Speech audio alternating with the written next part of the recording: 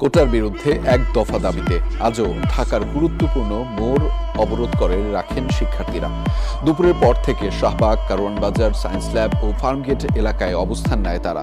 কোটা সংস্কার না হওয়া পর্যন্ত আন্দোলন চালিয়ে যাওয়ার ঘোষণা আন্দোলনরত শিক্ষার্থীদের। আন্দোলন সমন্বয়ে সারা দেশে ৬৫ সদস্যের কমিটিও করেছে বৈষম্য বিরোধী ছাত্র আন্দোলন।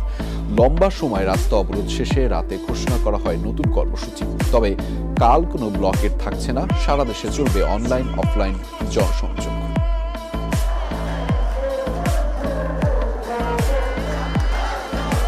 ঢাকা বিশ্ববিদ্যালয়ের কেন্দ্রীয় লাইব্রেরির সামনে থেকে দুপুর ৩:৩০টায় শুরু হয় কোটা বিরোধী আন্দোলনরত ছাত্রদের মিছিল। মধুর ক্যান্টিন, কলা ভবন হয়ে মহসিন হলের দিকে যেতে বিভিন্ন হল থেকে যুক্ত হয় আরও শিক্ষার্থীরা। সারা বাংলাদেশে আন্দোলনে ৬৫ সদস্যের সমন্বয়ে